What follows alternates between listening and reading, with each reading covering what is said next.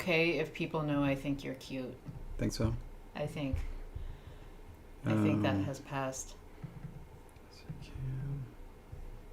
That secret's out of the bag.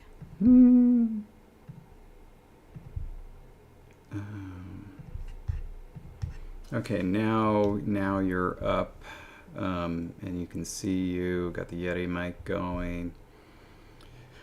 Oh, that's interesting. Oh, right. I know why that's happening.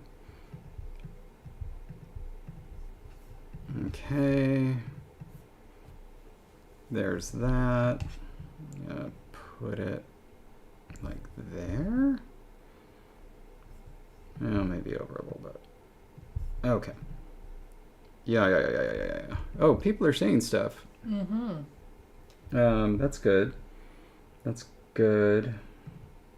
Not all of it's good, I'm going to be honest. Oh, yeah? Oh, wow.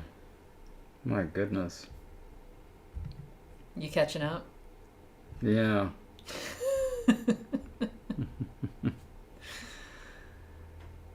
All right. Okay. As a little side note, Lord of the Flies was mentioned, and the real story, because there was actually like this real story. I think it was somewhere off the coast of Australia, where a group of students really did crash, and there was like this island. So it's like this really old story where like all the pictures are in black and white that you can look up. But the reality behind the situation was not at all Lord of the Flies. It was that they literally had tried to grow their own little farm. They had like, they worked together. They had these little structures. And anyway, they were much better behaved than I think adults give young adult minds credit for. Yeah, it's true. They were stranded for 18 months. I feel like they had somehow corralled chickens or something. Like it was like this whole thing where they had this thing. They had their own system going. Yeah, and the way that they resolved conflicts, apparently, I mean, it was a small enough island that when they were angry, they just went to separate sides of the island and cooled off, came back together, and then went on. Man, it's pretty cool. So here are my Lord of the Flies stories. Read it in 9th grade. And so number one, there's just, reading the book, which is whatever. Number two, they showed us the film version, which is a old movie, black and white, which I'm sure was very true to the book because they were British kids, but in the beginning they're just walking along singing their Kyrie or something, and it's just I don't think, especially for our British watchers, I don't think you can get the proper sense of what it feels like to be like an American teenage boy watching this. It's like, because Lord of the Flies is like this gritty, like very violent book, and then you see this and then hear the lead boy talk, go to your tongs and something, and it's just like the least toughest, grittiest thing ever. It's like embarrassing. So that was my experience reading or watching that movie. The other thing, and I don't want to derail this because I could talk about Iron Maiden for the rest of the 2 hours here, but as I was a burgeoning fan of metal, I'd heard of Iron Maiden, certainly, and so I went out and I was like, whoa, they have a new album out, so I'll get that. The album was The X Factor, which when I heard it was terrible. Like, it sounded awful. It turned out they had hired a new lead singer after the departure of their longtime lead singer, Bruce Dickinson, who was, the most charitable way to put it is that he was a bad fit. Anyway, there's a song on this album called Lord of the Flies, and which is not very good lyrically. There's another song like that called Man on the Edge about falling down, which is the same. It's very sophomoric. It's like It's this close to a found poem, but a little more cringy. It's like a book report done by a 7th grader. Anyway, I brought this into my 9th grade English teacher, this song Lord of the Flies, and said, look, we've been reading this book and there's this song. And he actually played it for the class later, gave us all the lyric sheet of it. He played it twice while we wrote a journal reflection on the song versus the book. That happened in our 9th grade English class. That's really awesome. Because of me. That's a good teacher, too, responding to interests of students like that. Yeah. 4 years later, in senior English, we were reading Hamlet, and there is a song by Dream Theater that is actually a found poem of Hamlet. Nice. Their most famous song, Pull Me Under. And I brought that to my I thought you said poem teacher. Meander, but go on. And she's like, oh, yeah, thanks. Nothing. Nothing. Nothing. As a very random side note, apparently in 2003, Ozzy Osbourne did a duet with Jessica Simpson, and I'm just going to let that sit here. He also did a cover that, like, it was kind of, like, it starts off with a joke where he says, all aboard the disco train. He does a cover of Staying Alive. It's incredible. Nice. Like, it's completely in keeping with his style, but it's just... for me, it feels like a straight-up cover in his style, and it's great. Is anyone else hiccuping in terms of internet connection? Are we coming in and out, or is it just mine keeps buffering? Let us know. Otherwise, David, let's oh, wow. About foxes. You didn't read the book until you were in your 30s, huh? I did not. And it was, the only reason I read it was because I was the advisor for a thesis committee and for a master's thesis. And the student was using dystopian novels geared towards, mainly towards young adults, to look at certain language features that were used in dialogue between characters.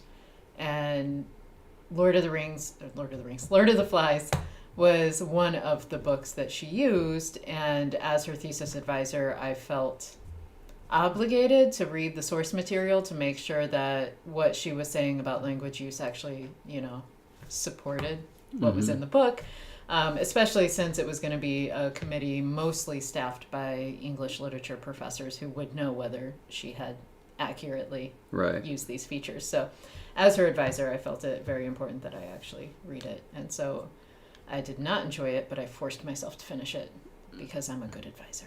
Yeah. I didn't enjoy it either. And then when we were in college and Battle Royale came out and everybody was talking about it, I read up and I was like, oh, God, it's like Lord of the Flies, but worse. And then when the Hunger Games came out, I'm like, seriously? They just did Battle Royale and now they're doing a version of this for kids? That's terrible. Like, that is morally repugnant. But Hunger Games is actually pretty okay, even if it's disturbing. Battle Royale, I just don't understand. Do you know about Battle Royale? No. Japanese film? No. It's... to me, Battle Royale is a game. Yeah, well, it's a style, but they took the premise of the 100, how, like, there are these teenagers that commit crimes, but we can't just eject them into space, so we're going to send them to Earth and see if they survive. Kind of Battle Royale. They're like all of these kids that are bad kids from their high schools, and they get, exiled. And basically, they fit them all with collars that will make their heads explode if they do anything wrong. They put them on an island and say, the last one of you that survives will get to live. See. And it's intensely bloody and disturbing. It sounds awful. Hunger Games is at least like, there's reason. There's reasons behind the tributes, and not all kids go in as tributes. So it's like, it's not punishing every kid, and it's a random lottery. So it's not like, it's not one that's supposed to be like telling a moral of the story. Sort of like how horror films have the moral of the story. Like, gotta be a good girl. But anyway, that neither here nor there. We should probably focus, because David and I are very... We're deep in the weeds. We are prone to tangents today. Yeah, we're deep in the weeds. If for no other reason, then this is one of the only breaks we get from staring at language work. Mm-hmm. It's going on tangents. Today we are very... And then here comes Bubba trying to send us on a tangent. We've chatted about elemental before. We have, yeah. I will say one thing that's a little bit of a tangent, but is also relevant to LTS. This is, I don't know how many weeks it's been. This is the 4th week since we did the CBS interview. Maybe 5th, because we had a week off. Since the interview, but not since it came out. No, since we did it. Yeah. Because that was episode 702. This is 706, and we had a week off. So 5 weeks where we have been trying and failing to get a light that replicated the lighting that we had during that 702 episode. And at this point, I don't want to say we've given up, but we've stooped so low that I would like to ask for your help. We're looking for something like a paper lantern light for the reason that you can put it close to your face without it blinding you. All right? And we want to illuminate it, and it needs to use a very specific light bulb. I'm going to get it. But as David is saying this, what he forgets is that the light that we had when the studio was here was actually blinding. If it was if it was sitting on our table between the two of us, it would have killed my eyes. Your eyes may have been fine. They were fine. I was staring right at it. So David is failing to take into account that my eyes are different, and that what I'm saying is I cannot have a light that was as bright as the one the studio brought here sitting on the table in front of my computer. I think it'd be fine. This is the real problem. This is why we haven't ordered something, because the more expensive ones sit on the table, and if I can't do that, then I won't be able to have the light here. What if it was up high enough? Then that would be fine, but we haven't found one. All right. So we need an high one. It's got to use this light bulb, okay? Like the Fox lamp, it was the fixture was too small. I'll give you any information you want off this thing. It's E26 medium, and below that it says A15 bulbs. Whatever it was too big for the little screwy in thing. And the light bulb that came with it, which did screw into it, it was just far too weak to be useful. Anyway, here, I'll even take a picture of this and put it on the Discord. So yeah, help us out. We'll try to fix it. And EOD, I am neither-sided. I actually have progressive lenses, one prescription for far away, a different one for close up. I don't see anything well. There we go. Okay, so, but I mean, we liked for you to read.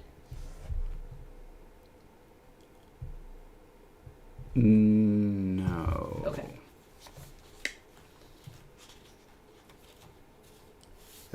Anyway, so yeah, I'm gonna put this back, then we can get to the poll. Ooh, Bubba. You and I got some eye twins. Artifactian is saying soft boxes is really what we need. Okay. Love it. That is a search term that we had not heard, and so something we can look at.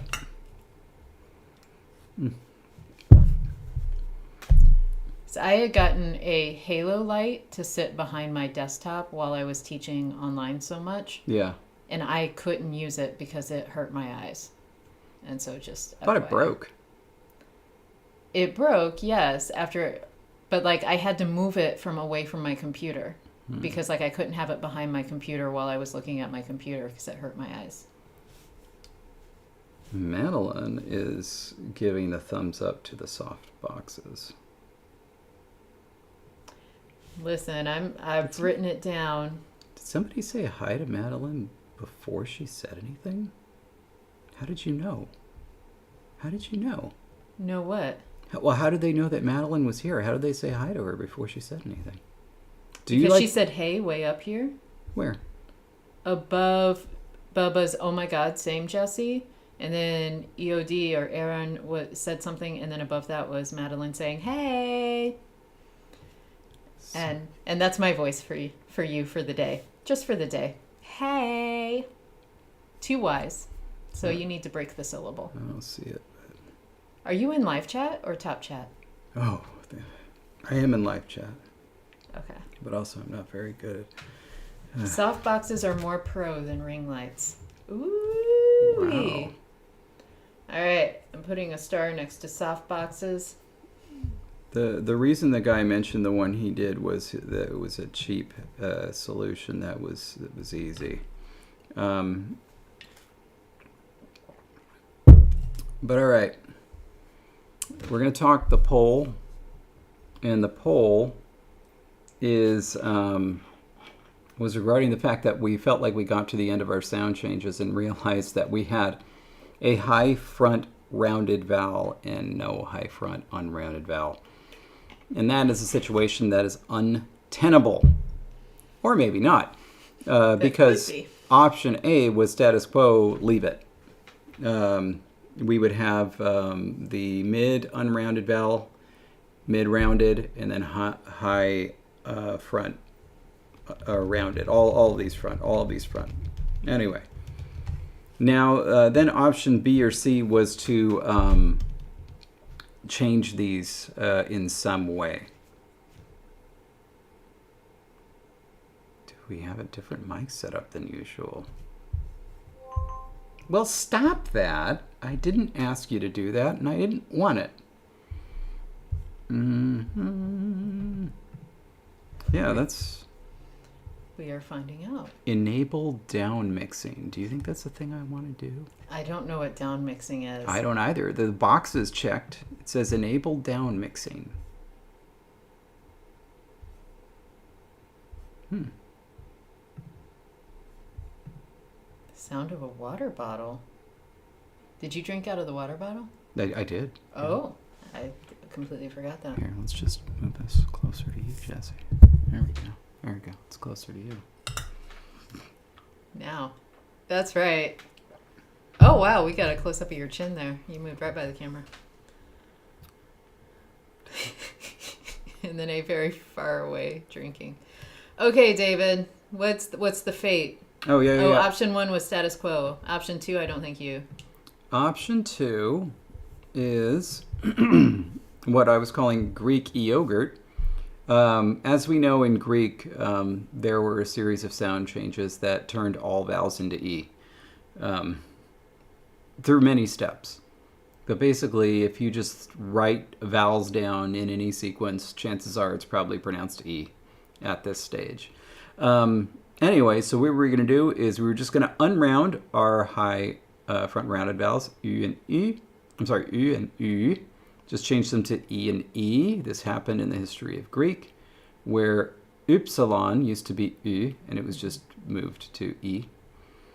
I think upsilon used to be U, then it became U, then it became E.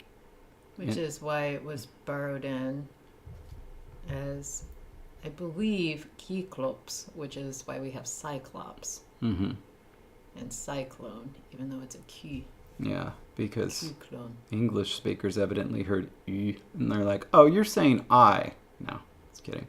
It probably got borrowed in as a long I, right? Yeah, which is why then it underwent the Great Vowel Shift. Yeah. Yeah. Anyway, so in this option, we would be killing because basically U and U would unround to E and E, and then and would rise to replace the U and U. Mm-hmm.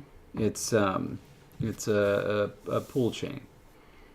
Anyway, that eliminates with the option C, which I didn't notice, said vid-vowel eating. It was supposed to be mid-vowel eating as a way of saying mid-vowel yeeting. And somehow vid, and nobody noticed it, by the way. I had to point it out twice. Nobody noticed this.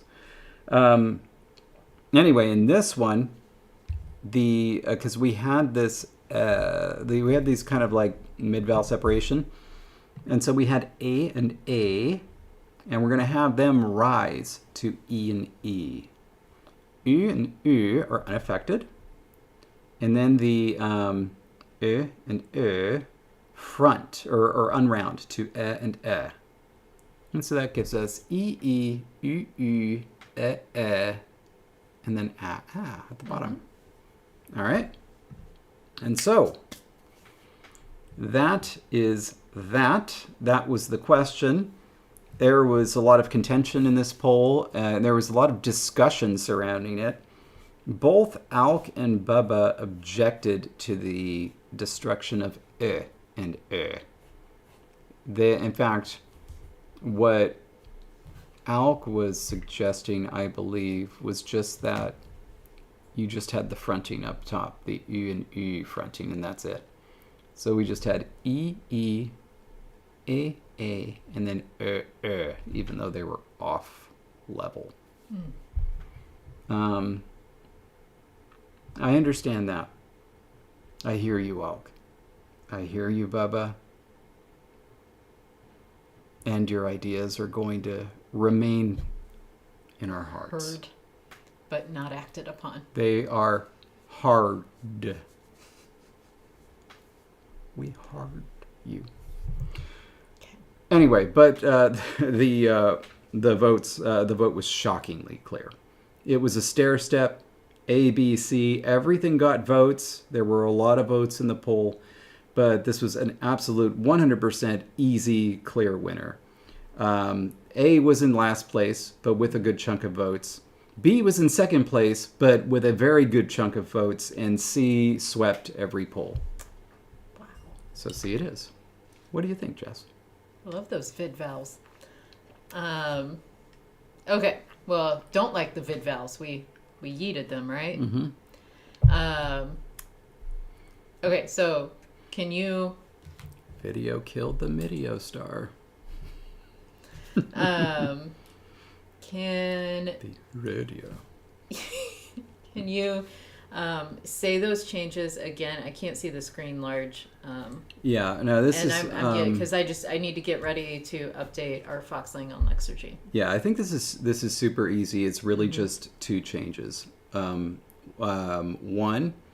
A and A. So, and that's long A. Yes, short and long. Both of them rise to E. Okay. And then after that, and unround to and at that level. Not A. Yes. Okay. Like, this is fitting my memory, but I don't want to write anything in Lexergy until I have this down. No, I understand how that paints you. By the way, in our family chat the other day, I sent a little gif of the painting grass green, and it just made me think of the painting. Go on. All right. Is killed, and then what happens? That's it. That's it. Just those two changes. I thought there was one more, and yeah. So excellent. we're gonna take that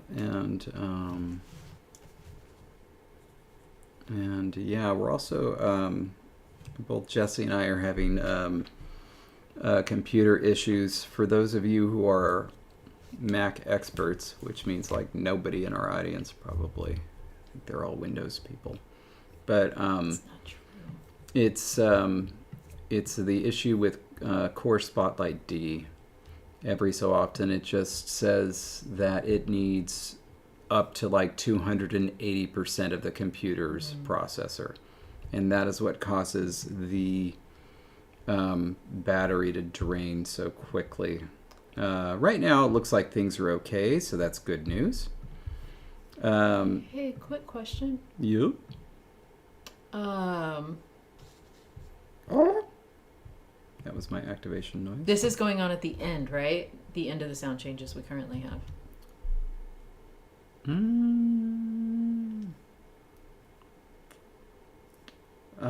Yeah, we would kind of have to, yeah.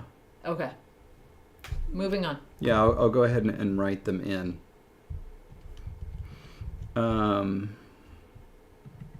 Because that has to change.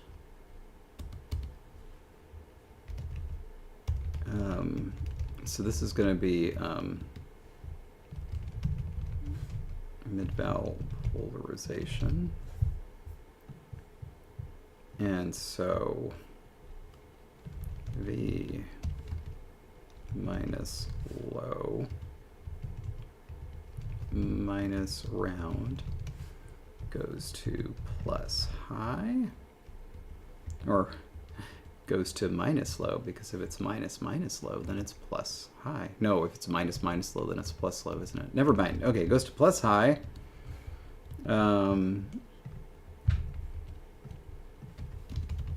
The vowels E and E raised to E and E respectively, filling the vacant position at the high front unround spot of the vowel trapezoid or triangle. It doesn't really matter. So that's mid-vowel polarization, and this is mid-vowel polarization. Huh? What did you call it? Polarization, because it's a pull chain. I need to change it. I have just called it vid-vowel raising. Oh, well, keep it that way in Lexergy. We'll just write No, I'll change it to polarization instead of raising. That's a fun little polarization. I'm leaving the vid-vowel. Okay. The question is... And should it be puller with an A from polarization, or E, like a puller? I like the A. A, okay. Yeah. I'll change it a bit. Okay, vid-vowel polarization. Okay. Okay, and then Imaginita just reminded us, don't forget about the v-vs. We need to get the v. Oh, yeah. Oh, don't worry. We're not done. We're not done. But we should be done with the vowels at this point. Like, we should be completely done with the vowels. Oh, my gosh. Okay, so Lexergy is, as of right now, up to date. Minus back. Minus high goes to minus round. The vowels unround.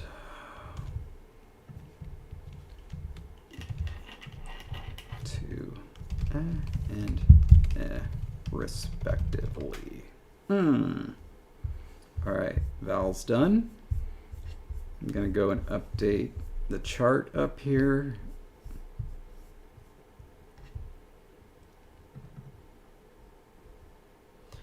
Yeah, that's in there. Okay. And I've looked, and indeed forms are coming out with like E. I don't see any E's, but I think we just don't have one. We don't have an environment that would produce an E yet. And these are now going to be that golden color. And this is also going to be golden. Whereas this... Because the anime fan is calling this the rid vowel. Get rid of that vowel. Mazing instead of phrasing.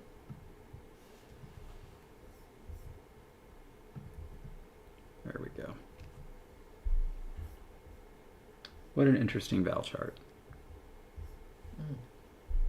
Pretty good, though. I mean, it's only interesting if you look at the history. If you don't look at the history, it's like, oh, that's pretty standard. The only thing that's odd is the off height of the mid-vowels. But I don't hate that.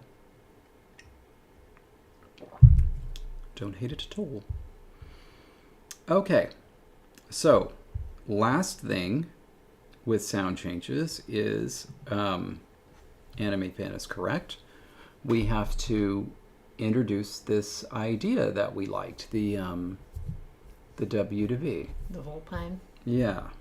And so let me There's fox slang. I'm actually going to bring this on screen.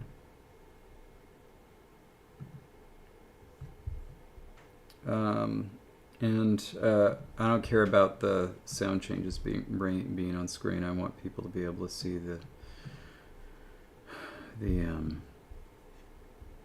what's happening with it, because this is updated, yeah? It should be. Like, scroll down if you see some E's in the results. There's no, like I said, no S, but we just didn't have an environment to produce it. Down at the bottom. Oh, you see it? Yep. Okay. So, in our modern language, we still have hua and hua and gua and gua. Did we mean to do that? I think we hadn't addressed them. We still have h, so we have, for example, hum is a word. Yeah, those are consonant clusters. We had brought the W down. Yeah. And so we have not addressed that, no. Oh, wow. And in fact, we may address that now as we potentially, as the W moves, we could end up... Oh, I see K just becomes ch everywhere, so we liked that. We liked the ch, evidently. I think we had a vote that led to it, and then we had to figure out how to keep K's in limited situations. How to keep K coming back. And it was KW before E.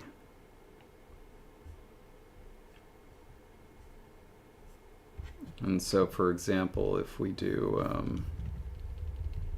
I will say, according to our chart, the velar fricatives were supposed to be mid-language. We haven't updated our IPA chart, I don't think, based on what we actually did. No, I know. We'll do it now when we're done here. So, for example, a protoform of quem is going to come out as kim now. Okay. So that's where we get our word initial K. Okay. Otherwise, yeah, we got a lot of ch and r.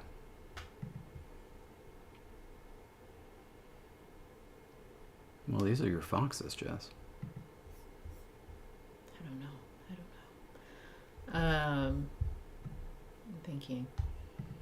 We'll say, like, with the crazy weather, yeah, it's a lot of the country is experiencing crazy things. My parents woke up to snow one day, and then it was 80 degrees later in the day. Happens. And this wasn't here, but when David and I went to Colorado like 3 years ago, it was 95 degrees one day, and the next day we woke up to 10 inches of snow. That was wild. Yeah, it was wild too, because we knew it was going to happen. Yeah, beforehand they had said weather was going to be... So we had literally packed for 2 different destinations for one trip, because like our suitcase was full of like t-shirts and then also winter coats and... And it was really hard, especially when we were there in that hot weather, to feel like we had made the right choice, but we really did. Yeah. Okay, I was kind of stalling because I'm struggling.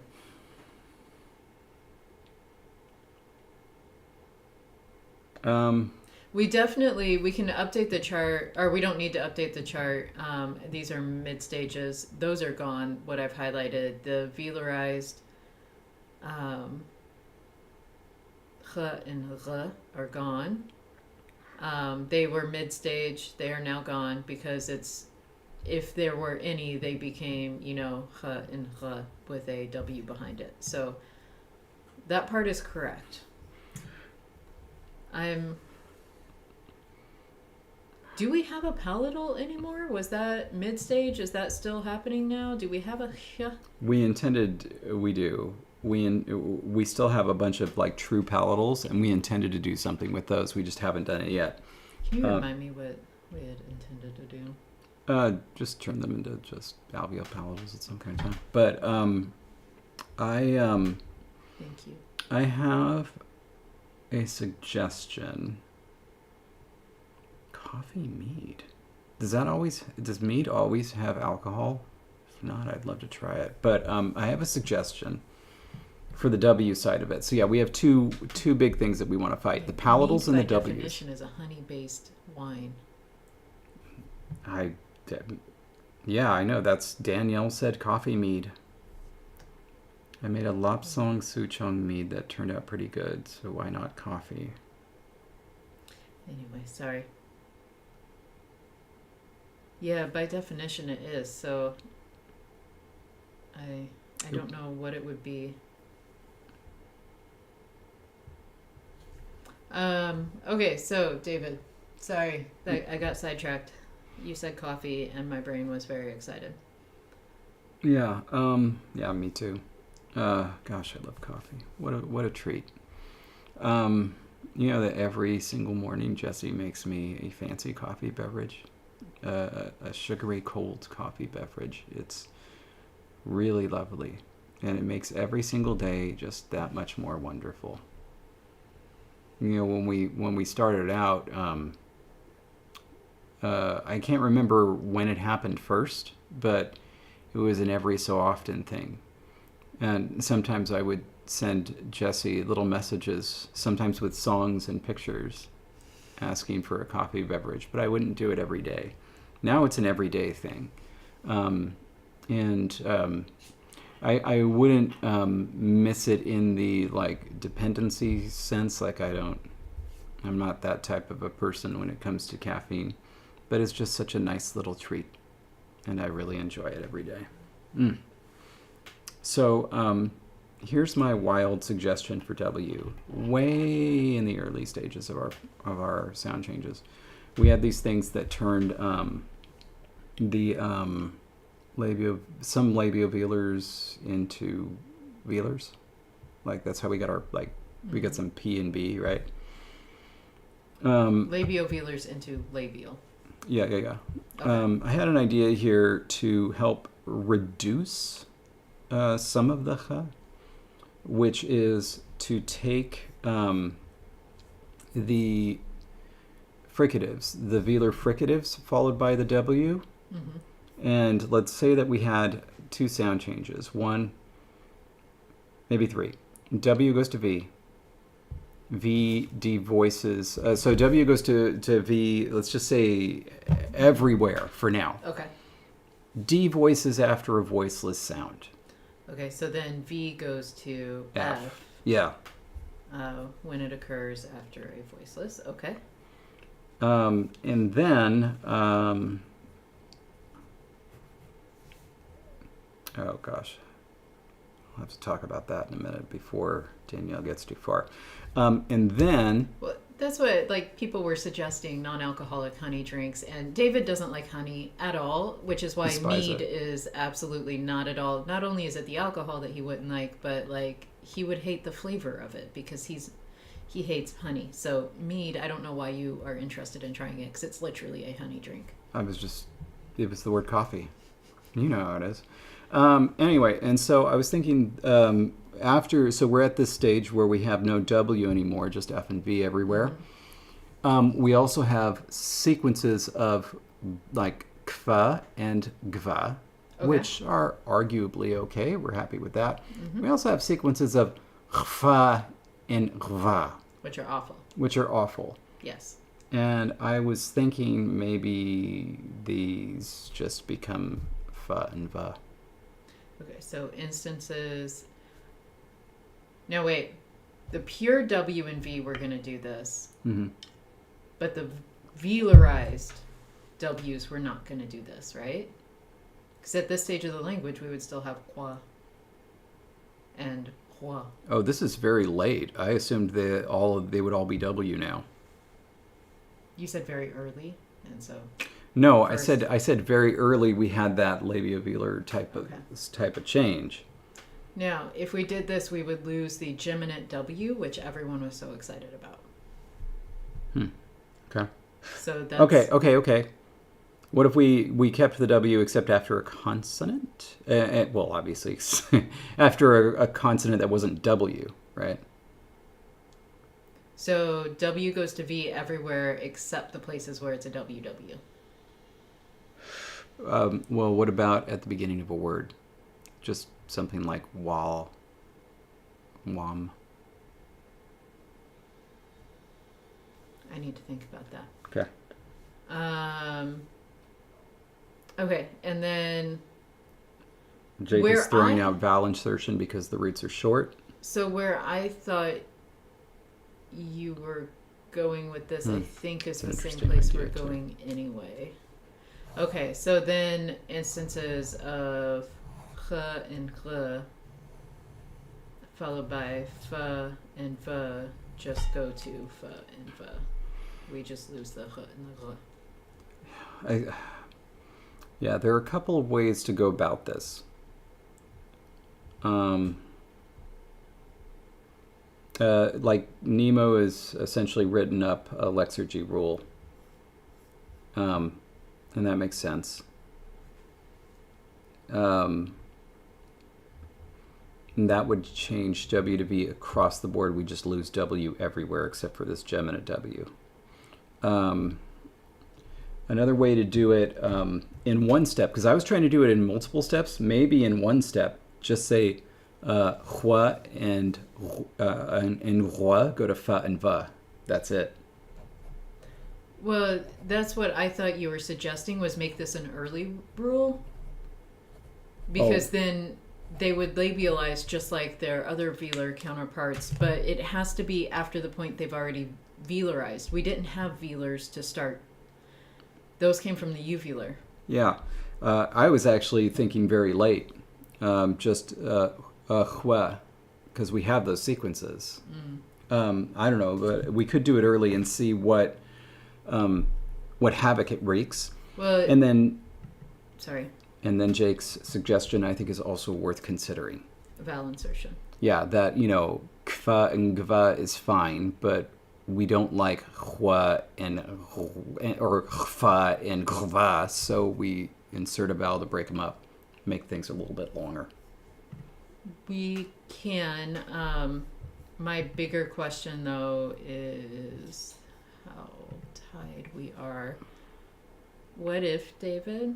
Mm-hmm.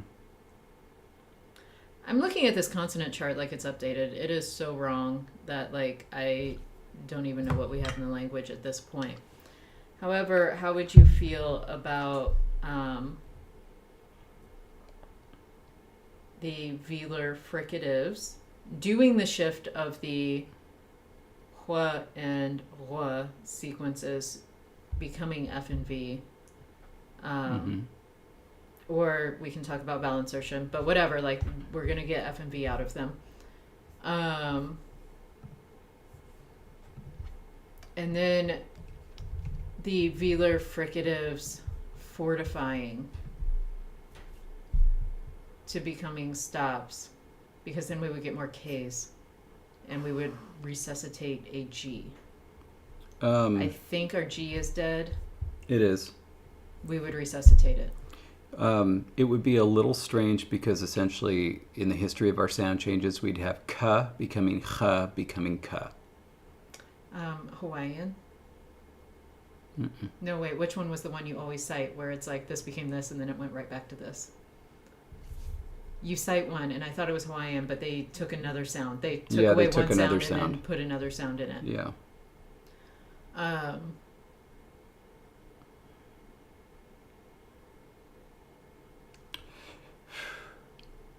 Do we really have that glottal H still? Because the other thing is we could move it back to an H. How did we get the glottal H? I don't know. Like, this chart is also, I think it's the pharyngeal. It just dephryngalized, I think. Yes, it is. And then we got rid of the, yeah. So,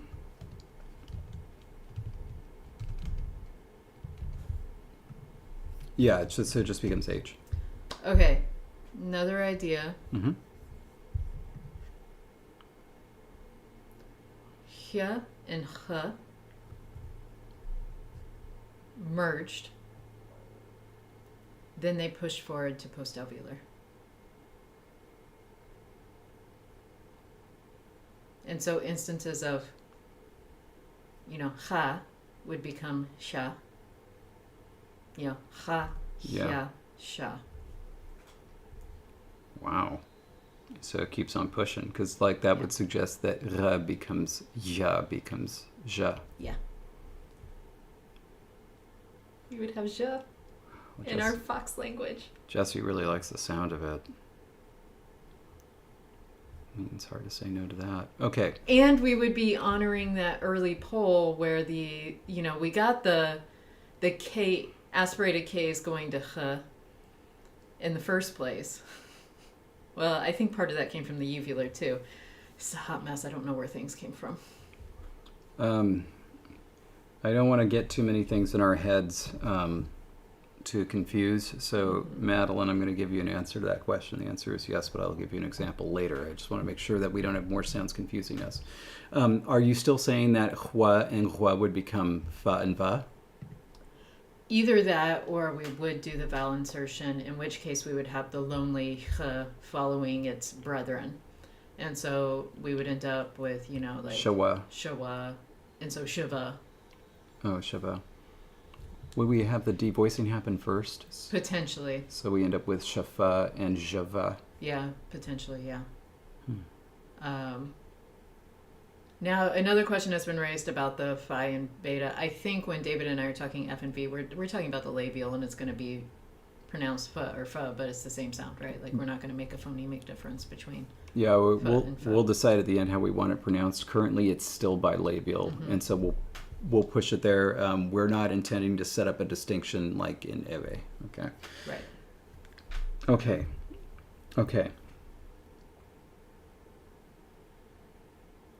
Okay. I think then we are. I think then we have a way forward. I don't know if we want to have a stage where we have gua and qua. In other words, like we start with devoicing the W and then have that be where it goes. The only reason I would say we could do that stage, or should, is if we're going to have a devoiced W saved somewhere. Otherwise, if it's going to get to the same endpoint and not cause any other changes, why not just go directly? Okay. Kva, and then it can devoice, and we can just write that voicing rule. All right. So right now, W is going to phi after something voiceless. And it's going to beta after something voiced. Which would include vowels. So like if we have awa, it would go ava. Oh, that's interesting. Even at the end of the word. But what about WW? We could write in like Nemo's suggestion if we want to save that, except after a W. Like it goes to this fricative except after a W.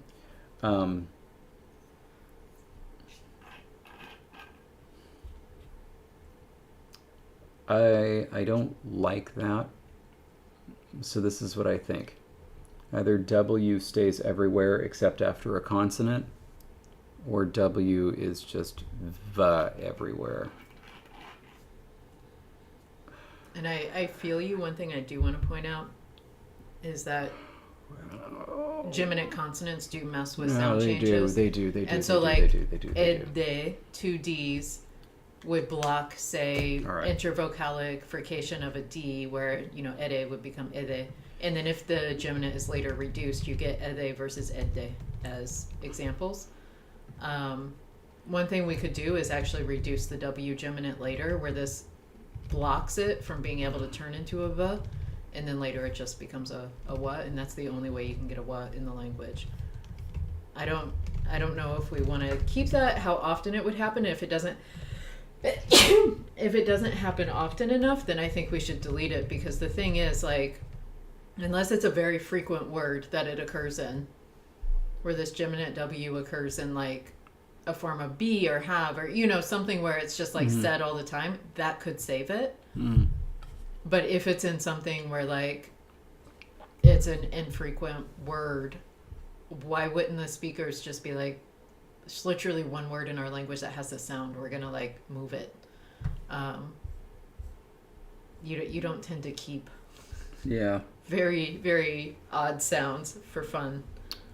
For context, it would be every single word that ended with original labialized L.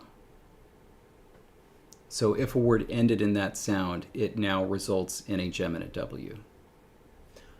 Because okay. So that's not too bad. Because it's not necessarily, frequent, that is, it wouldn't need to be in a super high frequency word if it was like every single time something ended in this, it was always that. I've put together this poll just to see what people think, and looks like they're leaning towards only having it go to that after consonants. Keeping the WW is in second place.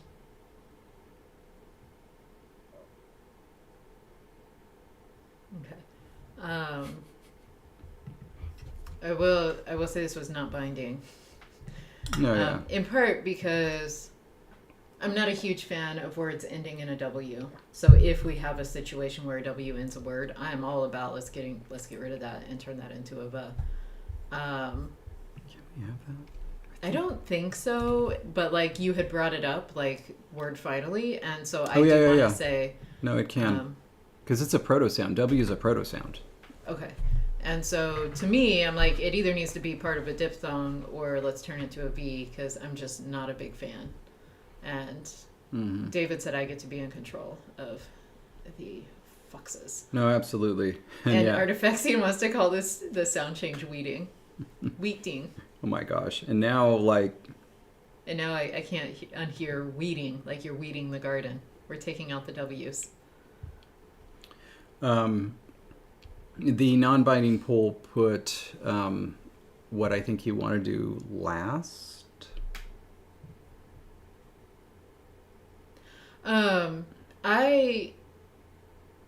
I was much more ambivalent about the geminate W. Like, on the one hand, I was like, oh, this is really unique. And on the other hand, I was like, away. Okay. Away. And so anyway, I was like really vacillating between like, we have to keep this as a feature of the language and, yeah. Okay, so this is, let's say that we went with the rule as written. This would give us beta almost everywhere, phi after voiceless consonants. W would survive only at the beginning of a word. Okay, and so not in geminates. We're killing geminates, is that? Well, if it turns to beta after something voiced, W is voiced, and before that would be a vowel, so it would become a geminate beta. Okay. Is this our only geminate in the language? In compounds can have geminates. Okay. It's our only one that comes from a root, I think.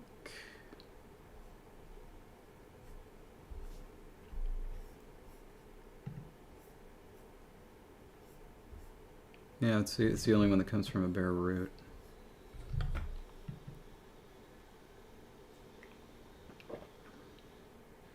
Okay, so you had said W goes to F after a voiceless. W goes to V after voice. Correct? Not F, but phi and beta. Yeah. Okay. Now, next step I'll go ahead and write that. Is this at the end that you want these added, or is this somewhere? I guess it's an open question. So, but also I didn't want to go ahead with this until we had this discussion about the geminate W becoming a geminate beta. How do you feel about that? We've got the W at the beginning of words, so we could preserve the geminate and say that just becomes, instead of a geminate W, just becomes a W. And now we have W at the beginning of words. And sometimes in the middle.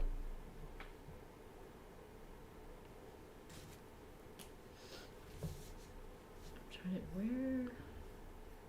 Somewhere in our list we have. Reform. Okay.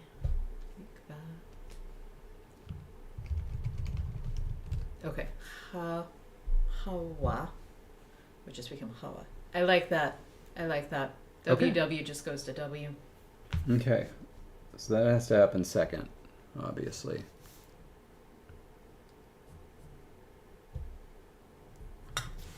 Okay. All right. And then move forward with the insertion to break up khva and khva. Yes. Okay.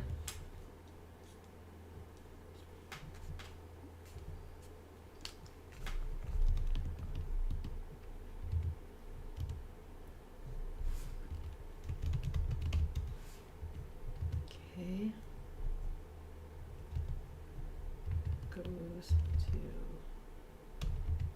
Whoops! I should put hi. Whoop whoop whoop. Okay. When. Okay, now make sure I remember. Minus voiced plus voiced. Okay. Minus voiced. Okay. W goes to beta when plus voiced.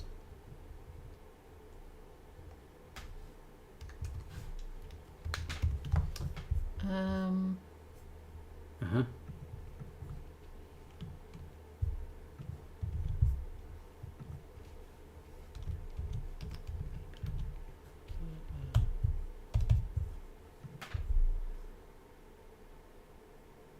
Would we ever have an instance?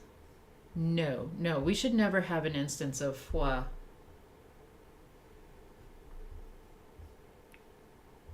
Mm-hmm. Unless it's a compound or something. No. Okay.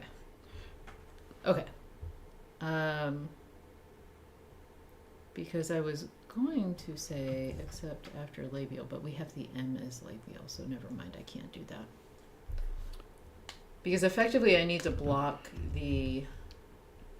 I need to have two environments, like unless it's after a W or before a W. Or you'd have a fix-it rule where like WW goes to some symbol we don't use anywhere else and the sound changes. And then later that changes to W. I'm going to see if this works. Okay. Okay, I have an error. Ha. Oh, it doesn't like the khfa, which we don't either, Lexergy. Yeah, we don't. We're going to fix it, Lexergy. Trust us.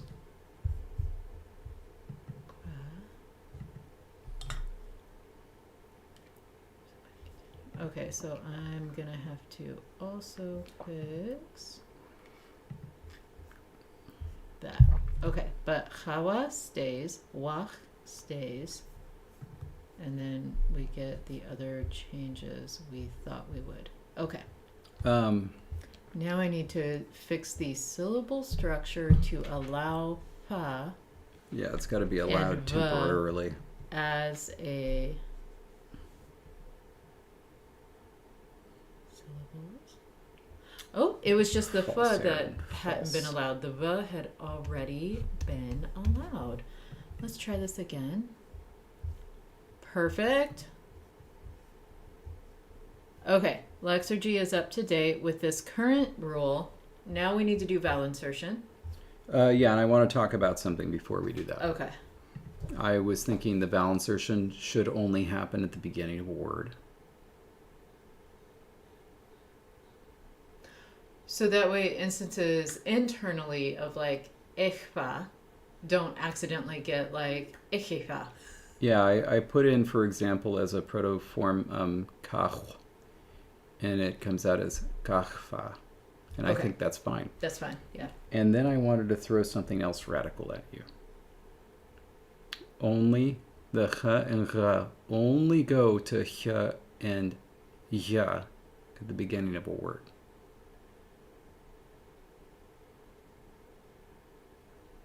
This is an open question. Basically, okay. Can we do the vowel insertion first so I can wrap that up in my head? Then talk about this ch and h merger? Okay. But are you fine? Because I guess it's kind of important.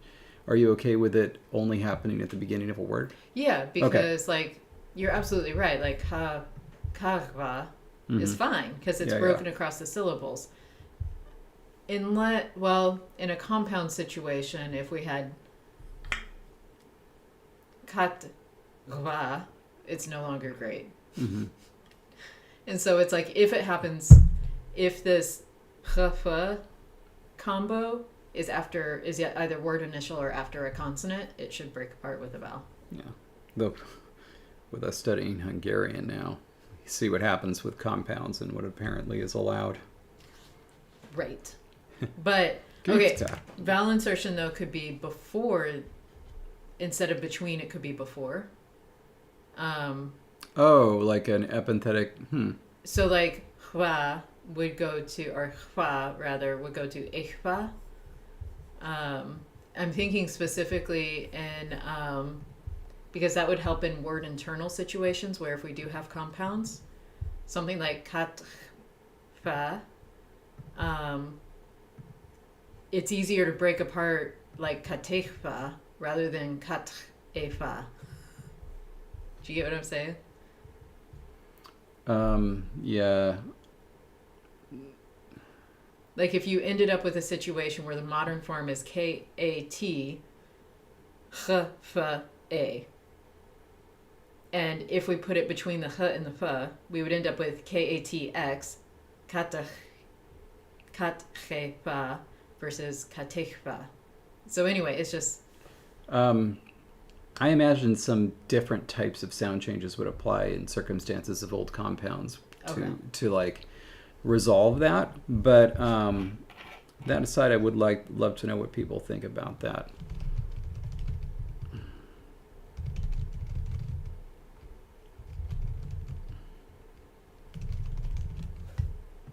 So let's say.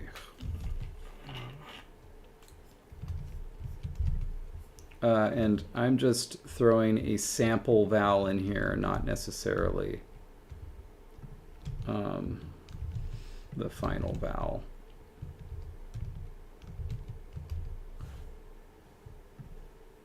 And I'm only doing the voiceless one. Just extrapolate, please.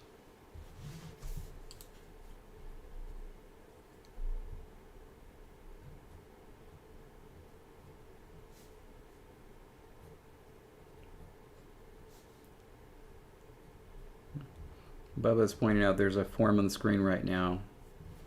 Quick becomes kikfa. That is great. And you know what? That's going to stay. That's amazing. I think we like that too. By the way,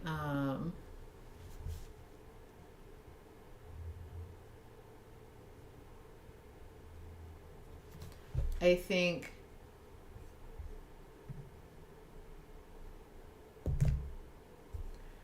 think the velar X, now that we have a moment as we wait for this vote, the ch,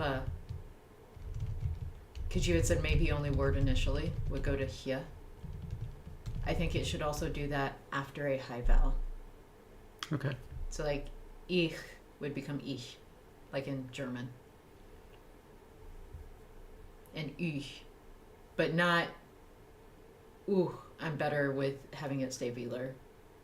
So just the high front. So e and ü would trigger a sh. What about eh? Because that's left over. Eh. Eh. Okay. I actually like velar better than Got it. Okay. Yeah. Because then we'll get some more internal happening going on, and then, yeah. By the way, since we were talking about the Hunger Games, and since Jake said, things never going their way, this reminds me of one of my favorite all-time things on the internet, which was this. It was a Tumblr account called I think it was Shit Rough Drafts, and there were fake rough drafts of things with an editor writing, and one of them was a page. A short page from the from the Hunger Games 2 screenplay with writing on it, and it's Lenny Kravitz plays a character in this movie, and he comes out and says to Katniss, who's experiencing a moment of death, says, "Hey, I'm Lenny Kravitz. I'm here to help you." And then, in red, it's written out, "Should have a different name." And then afterwards, it says in the stage direction, proceeds to play American Woman in its entirety. And in big red, it just says no. Anyway, looks like, things are not going Jake's say as they typed. And they like your suggestion better than mine. So mine was in internal insertion. Yours was initial insertion. They like initial insertion. Slightly better. There are votes for the other, but it appears that akhfam is better than khafam. I'm fine with that. I kind of like it. So next question is quality. Vowel quality. Vowels do we have, babe? I know we have E and E and E.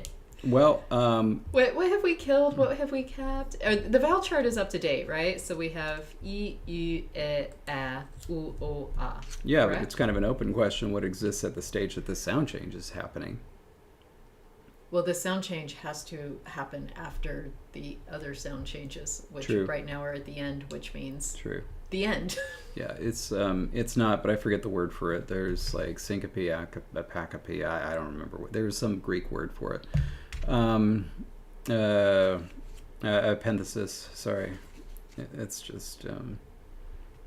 Actually, there's. That every single word has at least 42 zero-morphemes. Some of them prefixes, some of them suffixes, some of them infixes, some of them suffixes. For categories that we all understand but are not marked. Yeah. Did you know, for example, that when we say, for example, I am going to the store, they are marked for minus past with a zero morpheme. They have to be. Otherwise, how would we know?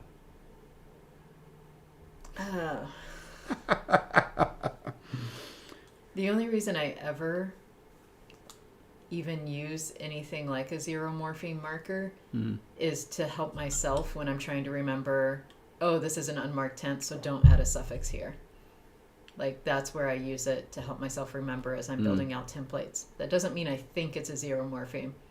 It means I need to remember not to go back and put something here when I had clearly said this would be the unmarked form.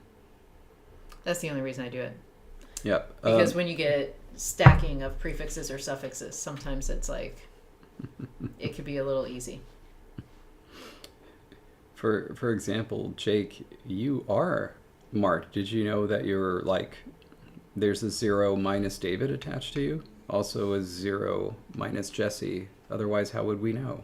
But there's also a plus 0 because you are then unmarked marked for being a J conlanger. And that's of right. course a very important thing. Mateus has come at the right time, I think. Okay.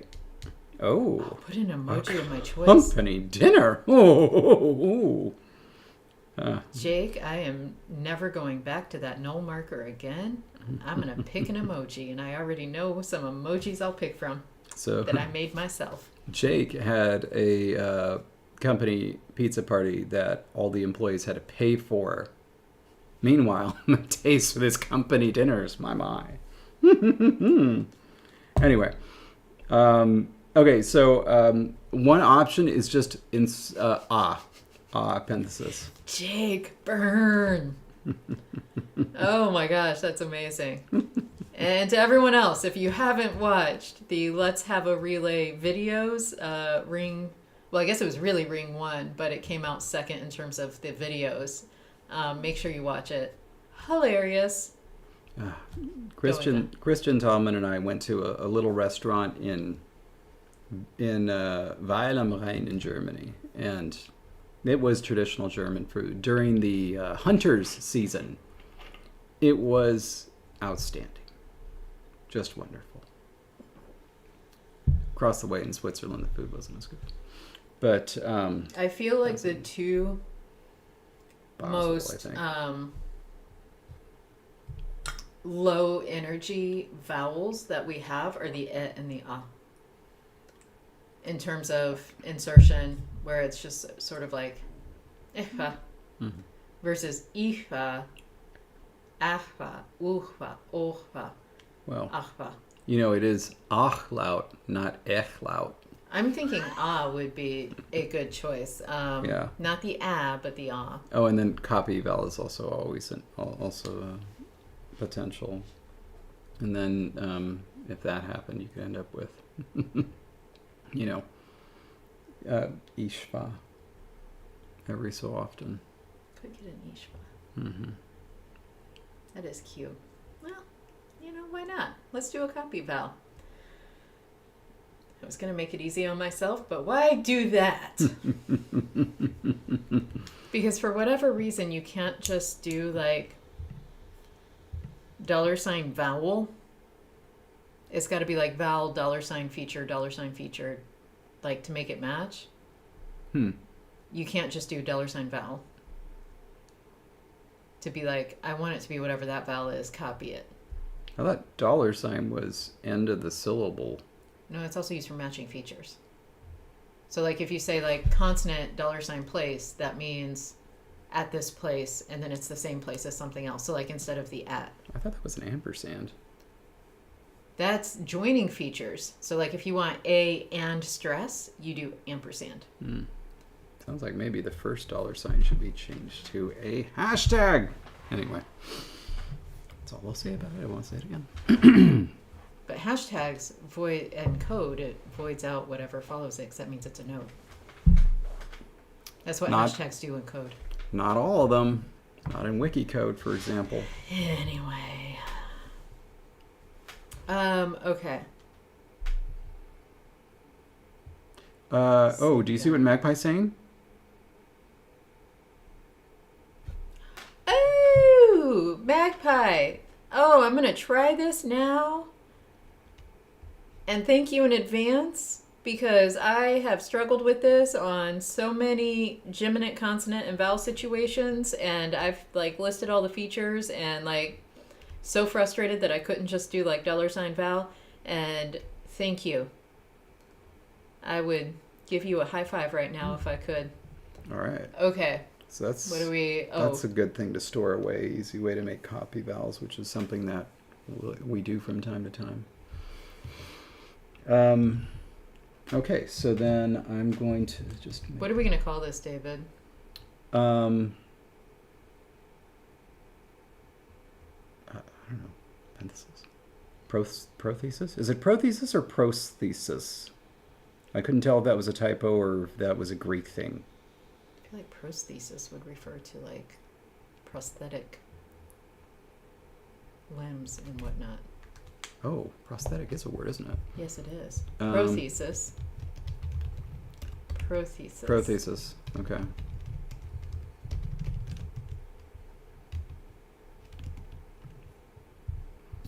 Prothesis. Oh, or less commonly, prosthesis. So indeed, it's the addition of a sound or syllable at the beginning of a word. So prosthesis is also acceptable, even though they actually do come from different things. And indeed, there is apparently a tradition that calls it a prosthetic vowel. Wow. Very, very interesting.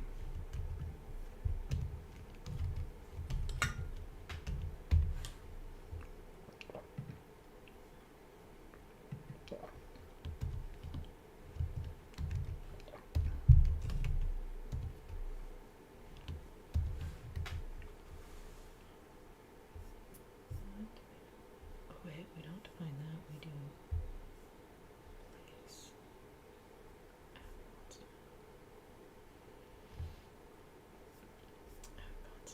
Okay.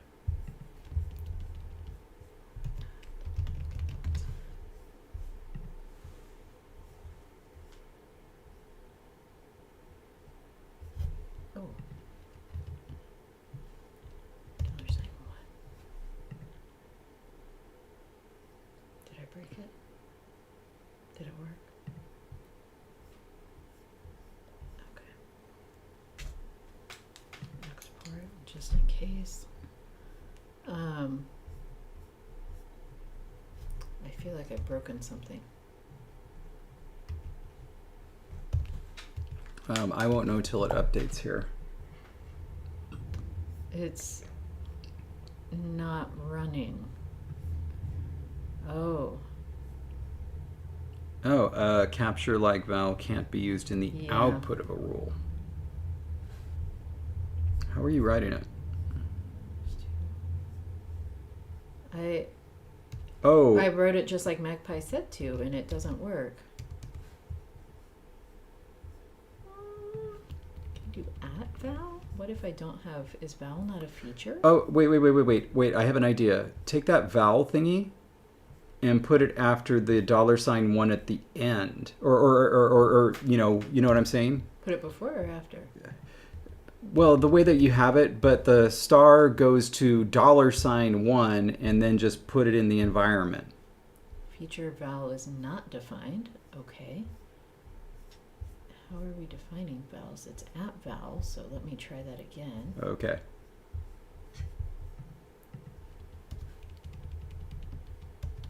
At vowel. There we go. Okay, so it's working? Okay. Okay, I'll wait till I see this update. Because like it updates, I don't know, it just takes a second. I don't know like if it looks like every couple minutes or so to see if it's different. Oh, there we go. There we go. There we go. Achva. Achva. Achva. Achva. Oh, that's very piratey, in my opinion. I'm happy with it. I like it. Okay, so we have got 3 solid sound changes here. The end is in sight. I say we take a little celebratory break. Do not get up. I will do something for you for a change.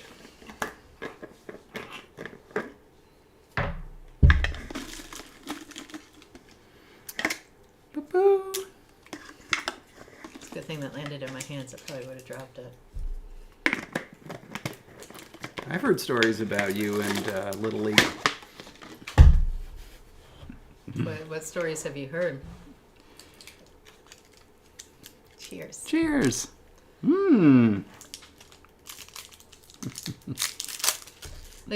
David and I now, I think our Instagram messages back and forth are now just like videos of food places that are somewhere close to us. Yeah. Close-ish. Some of them are not super close. No. But literally just back and forth of, oh, we need to remember this for a big special thing because got some good ones. Copico, when you know, you know. Oh.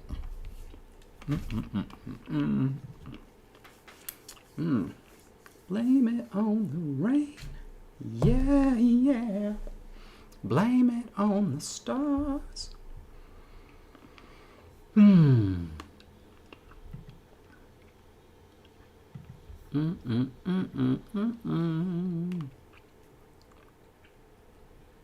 Are we ready for the final shifts? In certain environments. Yeah. And also Yeah. to je, but again only in those environments. So yeah. And so, hello, Kay. Oh my gosh, are you joining us like super is that late? RK? It is RK, and like world traveling right now, so I think this means. Oh my gosh, are you in Scotland right now? That's so exciting. By the way, little fun. TCU and SFA made the NCAA tournament. Women's, I believe. Let's go TCU. All right. So number 4. What? With the sound changes. What? That shouldn't have happened. What shouldn't have happened?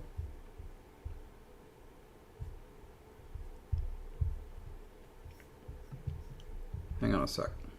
No, Kwin would be Kwin. Oh, I get it. There's no M.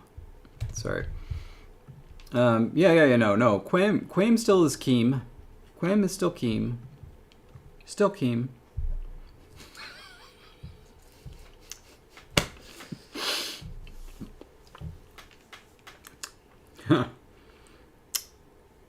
You elites going to Technical College University. I went to Technical College University State. And I went to Tennessee College University. I didn't, just in case, Yeah. Oh my gosh.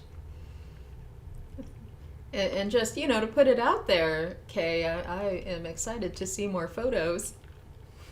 Wow. Well, okay, since you're joining us from Scotland, I'm now making you a moderator. What? Yep. You're now a moderator. You need to see if people want these things before you just go making it happen. Sorry.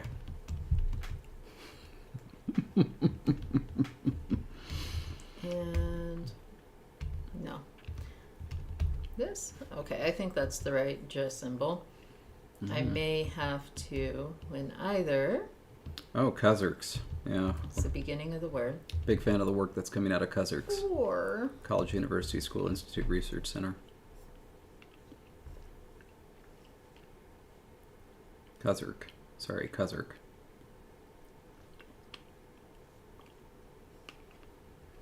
I was thinking of College University School Institute Research Center School.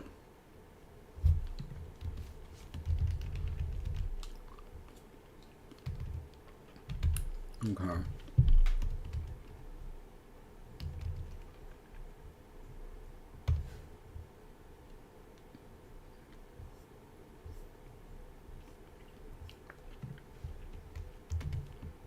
Yay! Did I even tell him? Are you in Edinburgh right now? Did I tell you about the gelato place that I really like? I can't remember. Because if I didn't, there's a gelato place I really like. There was also a restaurant that I thought was fantastic that unfortunately is closed. Okay, so this is going to happen at the beginning of a word, but also after high front vowels. Yeah? Mm-hmm.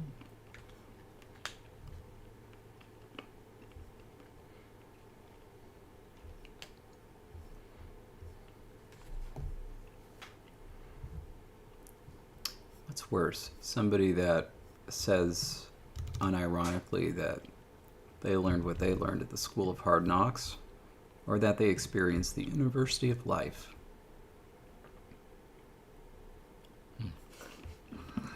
Sorry, I'm struggling to find a way to test this. I can't find a form that will test if my rule is right. Has it updated over? Ooh, it has updated. Just put the E right there. Ishva. There it is. What did you type in? Equa.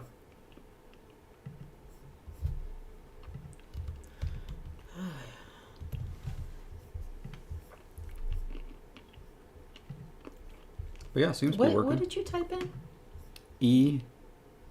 EXW. The big fancy one.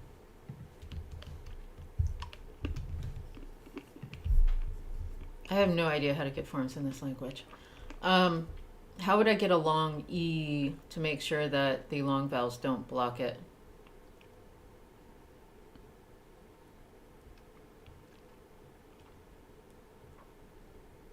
Or a long E. How would I get...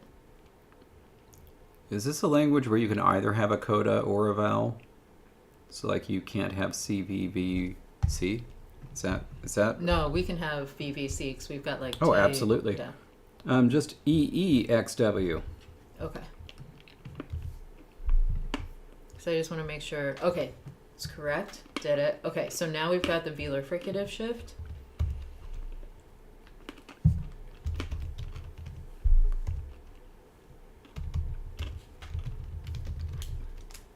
And finally...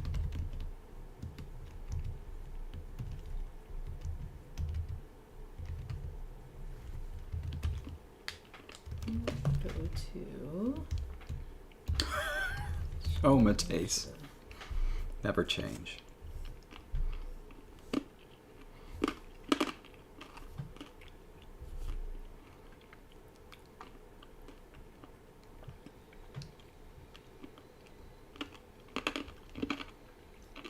Okay.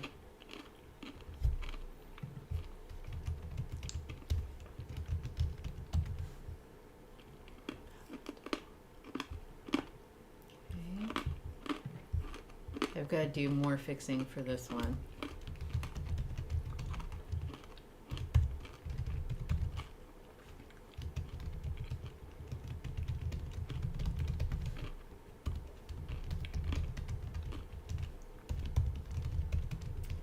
Entertain people, David. Say things. I'm just typing. I'm sorry, Miles is doing a much better job than I am. Can't repeat that one, but that was good. Oh. Anyway, so I believe that, assuming that this comes out successfully, and I think it has, that this is absolutely 100% going to be the end of it for sound changes for our Fox language, and we can move straight on to grammar, which is very, very, very exciting. Yay! And I think that my computer is going to make it through the stream. I'm at 37% and it's 3:30, so I think we're okay. Ooh! And Kay was excited for the power. Excellent. I should have known. I should have known. Okay, so by the way, Kay is asking for the gelato place, so now I've got to look this up. Yes, please. that is important. And I'm catching up. Yes, University of Life is very cringe. There was one cooking show we were on where like this chef was like being incredibly proud at not having gone to culinary school, but having gone through the what, I forget the exact wording, but it was something about like hard knock school or something like that. Mm-hmm. They were eliminated first round, and I've never been so happy. Mm-hmm. Not because they didn't go to culinary school. I say great on you if you manage to get the skills you need without, you know, necessarily doing the same path as other people. But it's like when you start being arrogant about it, where it's like, I judge you because you did go to culinary school. It's like, come on now. That's silly. If you want to know where I got haggis, it was the White Hart, and it was quite good.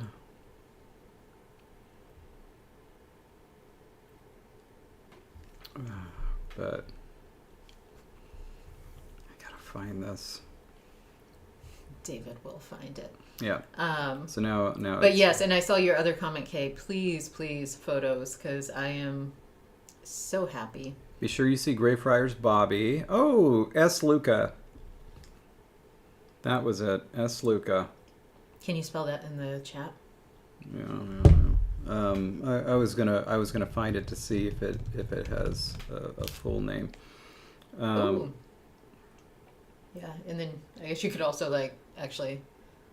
Yeah, you can text right now because you sent me pictures. I forgot to ask if you could actually text. S. Luca ice cream. At the School of Accidental COVID Happenings, yeah. Then texted. By the way, David. Yeah. The protoform Karl with that LW nonsense at the end comes out of Shawa. Oh. I'm very happy. Yeah. Oh, we never did figure out what we're doing with the R. Are we just leaving it there?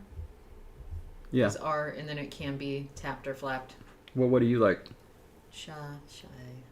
Let's just make it what you like. Do you like it as a tap? We'll do it as a tap.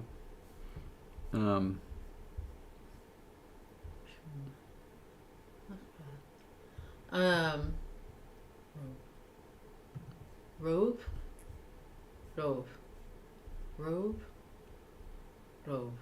We also have R. R. R.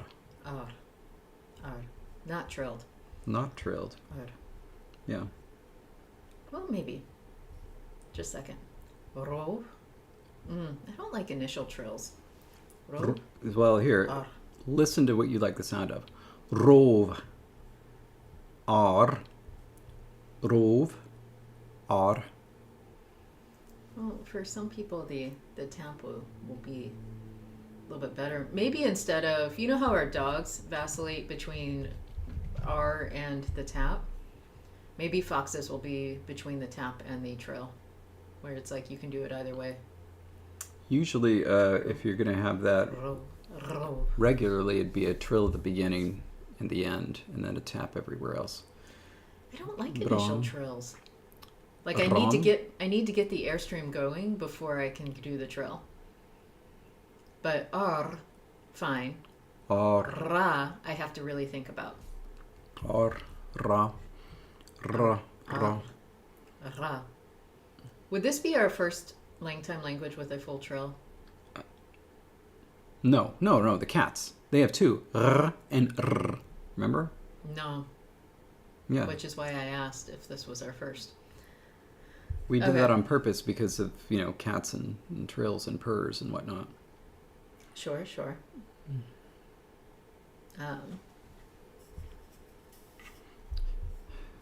Nothing to see in Scotland, Jake. Not even a Biblaridian who has not made a single appearance today. Boy, David. I feel the sting. Someone's salty. Oh, and of course, the very last thing. Do you like the bilabial fricatives, or do you want to turn them to labiodental? No, I like bilabial. You like bilabial. All right. Then we're done. We're done. I should write these sound changes in the document. We don't need this anymore. And then I'm going to write the sound changes in. I'm going to fix the IPA chart. Which is going to be harder. Like, we didn't do it as we went, and so it's like remembering all the modern sounds. Okay. All right, here we go. So, after that, I need to write all of these rules in. So that is spirantization.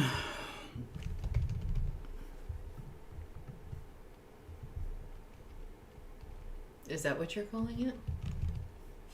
Did we already have spirantization somewhere else? Where? This is for the W, right? Mm-hmm. Oh, I called it partial wheating. Partial weeding, you got it. Because Artifexian was absolutely right.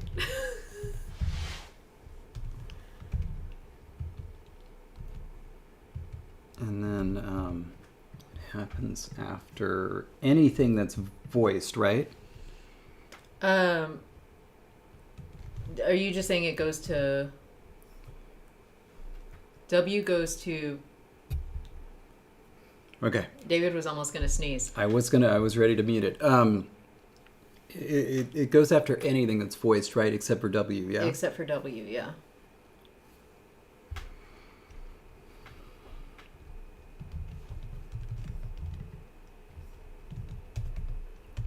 Plus voice minus approximate.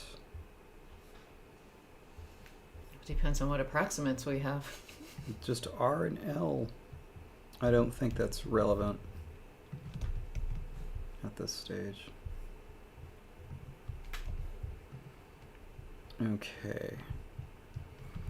The sound W goes to the respectively after voiceless and voiced segments. Note that the geminate WW remains at this stage only. And then next one is degemination. Whatever you want to call that, I can change the title here to make it match what you want to call it. and is that just across the board or just WW? WW goes to W is all I have. I don't know that we have any other geminates at this stage of the language. And I don't know what we're going to do with compounds. Okay, so then I'm calling it we-gemination. Nice. Me too. We-gemination, got it. The geminate sequence, the geminate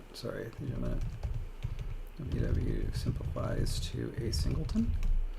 Yes. Next is prothesis. Yeah. Put the little S in there just so we know. Okay. Nothing goes to VX before. For either hua or hua. So it's the velar fricative and the labial fricative.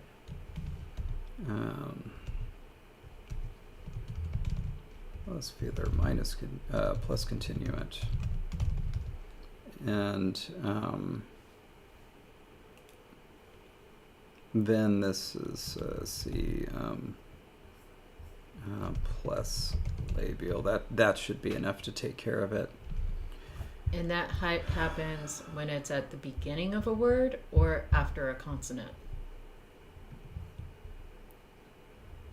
Okay. Sure. A copy vowel is inserted in front of the sequences. And where necessary, e.g., word initially,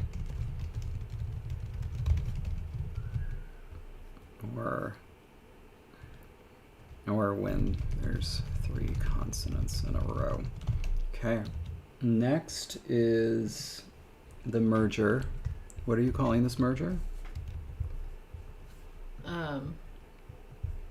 I now had just called it velar fricative shift. It was very velopalatal merger. Velopalatal. And then so this is going to be consonant. Plus velar minus plus continuant. It has to be plus continuant, yeah. Fricative. Goes to plus palatal. Wait a minute. Yeah, because we're just talking about the fricatives, right? Mm-hmm. And this happens at word initially or after the high front E and U. So either word initially or to be plus high minus back. There. All right. The sounds and go to hya and ja respectively, either at the beginning of word. Artifexian has requested to actually see the document again as you're typing in the document. Oh gosh, I am so sorry. I completely forgot. I am so sorry. Thank you for the reminder. Either at the beginning of a word or after a high front vowel. And then last finally, is the, whatever you're going to call it. I called it the palatal fricative forwarding. palatal fronting. Palatal fronting. Okay. C plus palatal becomes plus alveolar. I better put no. minus velar. What? There's a theory about how you have to do this. So either this thing says it becomes... How about alveopalatal? Fine.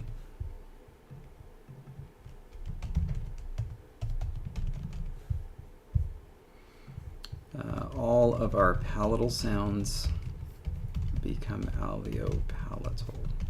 Bibluridian has been to S. Luca. Well, I mean, that doesn't surprise me at all. I mean, you know. But it's still exciting. Oh, yeah. Like, Bibluridian went to the University of Edinburgh, which is right near. It doesn't mean that Bibluridian went out and enjoyed delicious ice cream. Kind of surprised he didn't go with me while I was there. And Bibluridian is here. Woo! Thank you. Thank you. That makes this a legitimate stream. Because before you arrived, it was not. This is a shameful stream. Okay. All right. This means that... Do we have these? Ooh, I'm beach balling. We shouldn't. So we don't have kya and ya anywhere? We shouldn't. I don't know how to check. Where would we have gotten them? They apparently arise in the middle stage at some point, but they appear to be marked as dead. I don't know if that's current, true, accurate, good, bad information.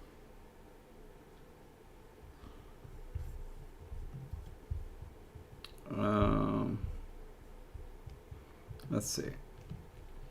I'm scrolling through the list of results. I don't see a single palatal stop, but I don't know where to get it. What? Hey, why can't I trace changes anymore? Oh, there it is. Sorry. Do you want to switch the view to show Lexergy?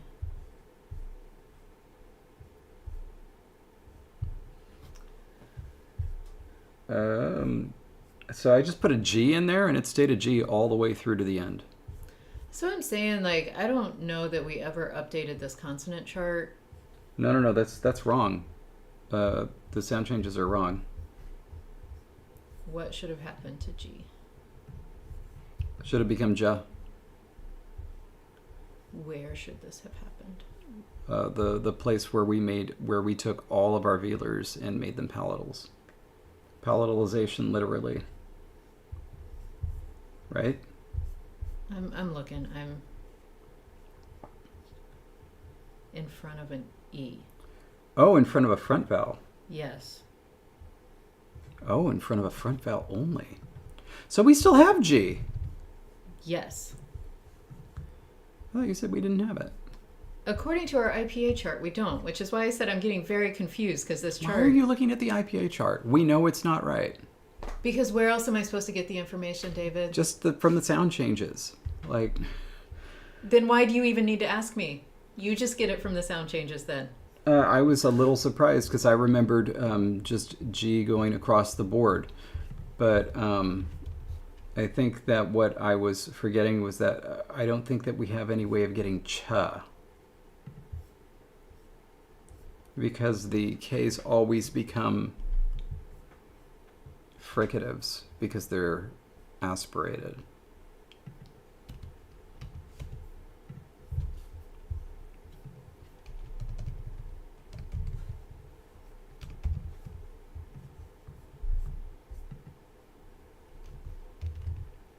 Wow, even the Q becomes a...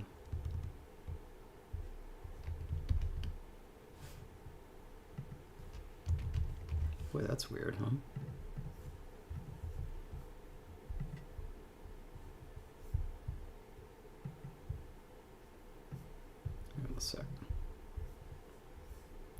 chea, becomes chea, becomes chea, becomes chea, becomes chara, becomes cha. Oh, well, that is fun. Whereas there it becomes she. Wow, that's really interesting. It's pretty cool. I can't think of a way to get cha then. So I don't think that we have cha, but I think we do have ja.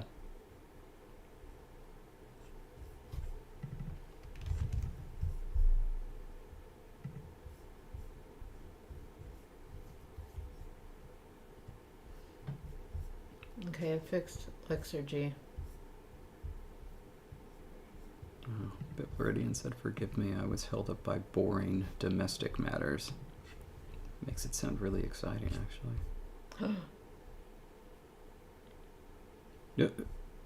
Oh wait. Jake makes some good Burmese food.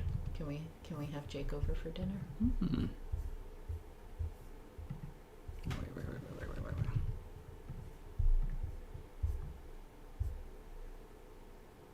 All right, good. And then I just want to make sure that still get that sha. Yeah, we do. Okay. All right. Yeah, literally, Jake, you make some excellent food all around. Oh, and that becomes a ha. Okay. Okay. Yeah, because it's aspirated.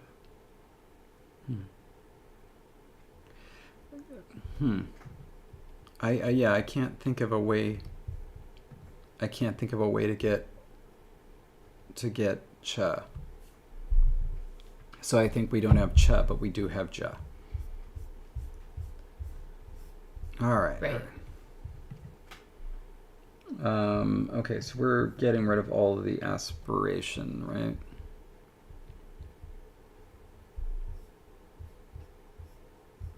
This is where I have to say I think so, because I can't process sound changes as a package in the same way you can, which means I can't tell you what we still have or don't have, and that's why I need to rely on a chart that's been updated. And I thought we had updated it at one point, and that's why I was getting very confused. Okay. So let's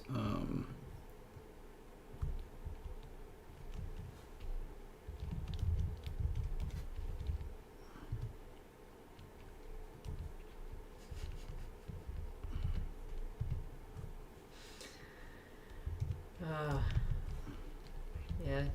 Jake got to see David at some of his tiredest. Yeah, it was pretty rough. Okay, that's fine. That's still there. That's still there. We don't have N, do we? That never emerged. N never emerged. I don't know. But yeah, I don't know what gave us the idea that G was dead, because it never died. G was fine the entire time.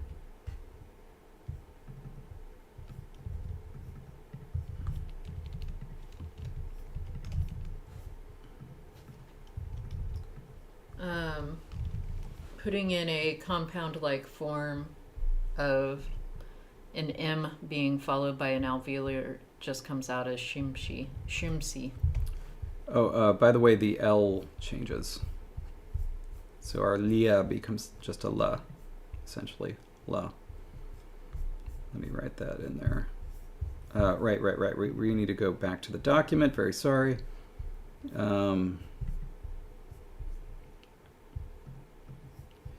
I'll change that to just that one. Oh, wait. This one. There. Okay. Do you want me to just read the sound changes in order? Would that make it easier or better for kind of methodically going from here are our proto sounds to here's what we have now? The only thing I'm uncertain about is the fate of regular L.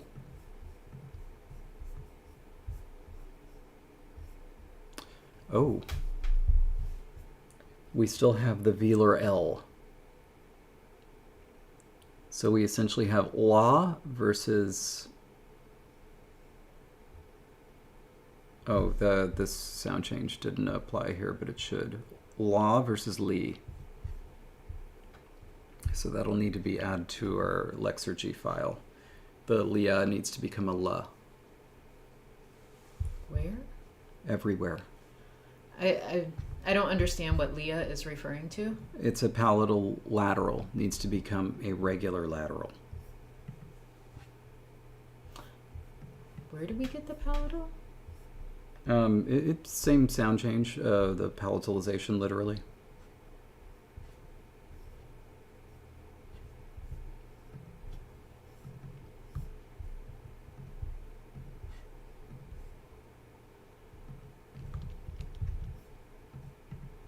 Okay. Okay.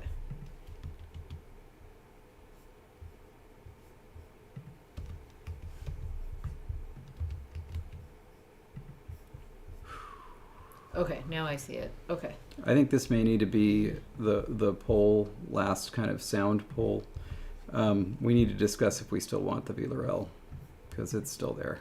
No, we don't. Okay, then we'll have to figure out something to do with it. I know the environments that it remains. Okay, those are there. That is no longer there, so it's red. I mean, it remains everywhere. Not quite. I have yet to type in an environment where it doesn't remain. LEE. L-E-E. Yeah. Comes out as ye with a palatal. That palatal lateral needs to shift to a regular L. It has not as of now. Okay. And so, but like, all I'm saying is those two sounds don't go away. They show up everywhere, beginning a syllable, end a syllable. Like, whether it's velar or palatal, I thought we were killing them both. And as of right now, they are both everywhere still. We killed the palatal by shifting it to an L with our very last sound change. We had not, because I had only done fricatives. Mm-hmm. Let's see. Okay, that's good. Oh, what happens in that? I don't know how to type this sound.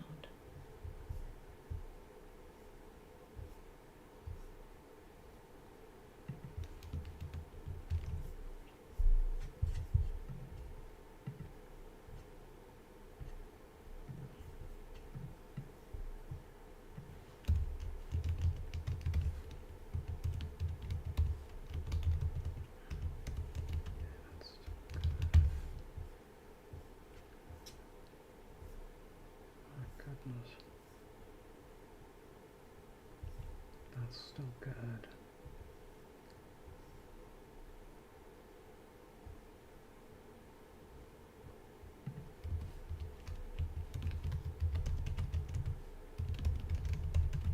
That never happens.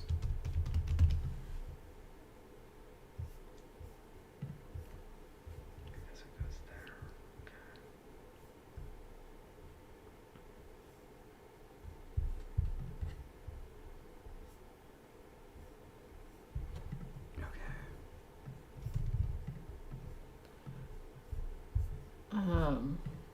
Jake, I actually had thought the same thing, that the velar L may go to W.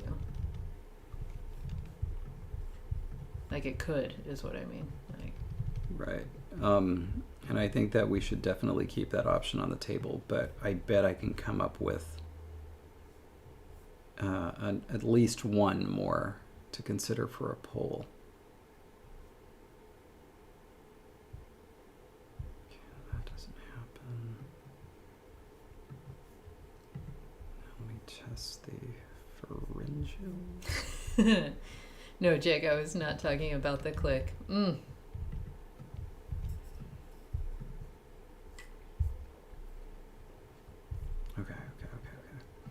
So there is no Z, but there is an S. We have an S, but not a Z.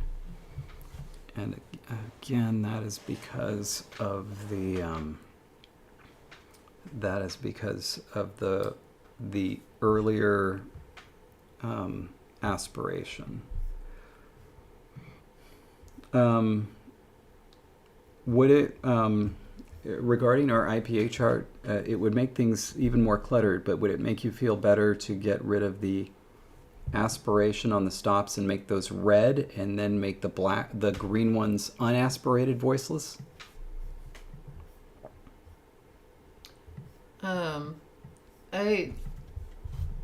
Because the way I type in, or we're going to be able to type it into Lexergy, we're never going to need to type aspiration. Mm-hmm. And so if it exists, like K exists as a modern sound, I would just put K in black, no aspiration marked. All right. We can put a note to say that this was aspirated. Well, I think we're going to have to make it red then. And then make the new ones, the unaspirated ones, in green. Let's just leave it.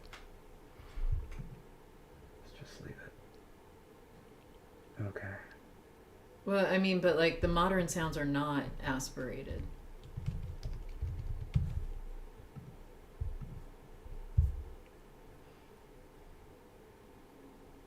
They're not at all? None of them. They all fricated. We did that whole like aspirated voiceless stops become fricatives. And so it's because the modern voiceless stops come from the pharyngalized ones. That was how that happened. And just to make sure I'm remembering things right. Yeah, okay.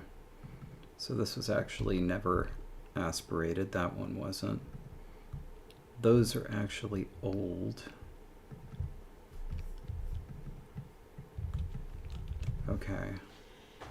There was in the in-between stage in gold, there was an aspirated P because it came from the velarized K, which is technically also aspirated.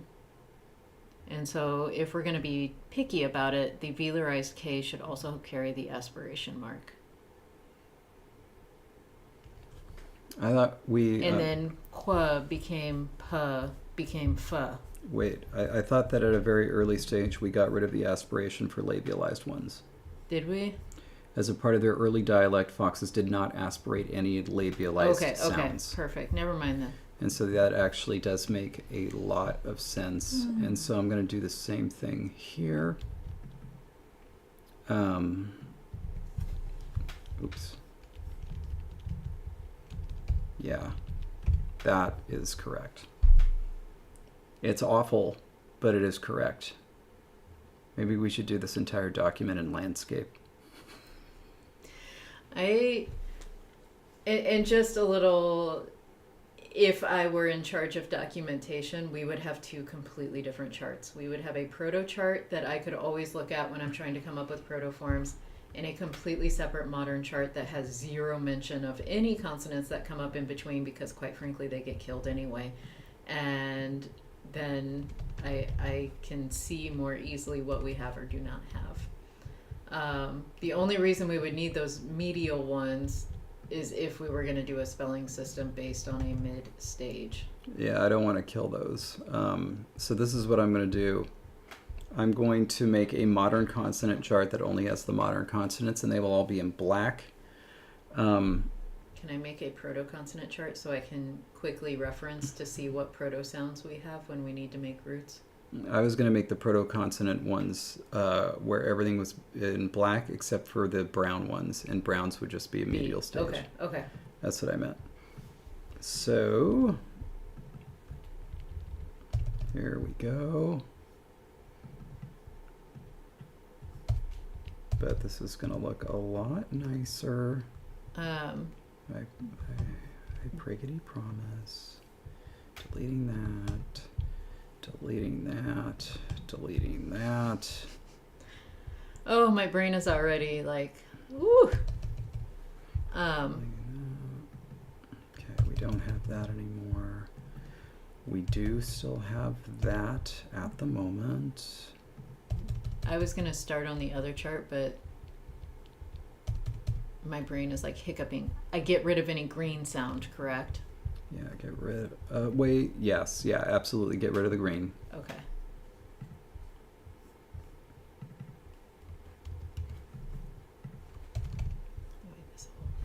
Yeah, that's not too bad.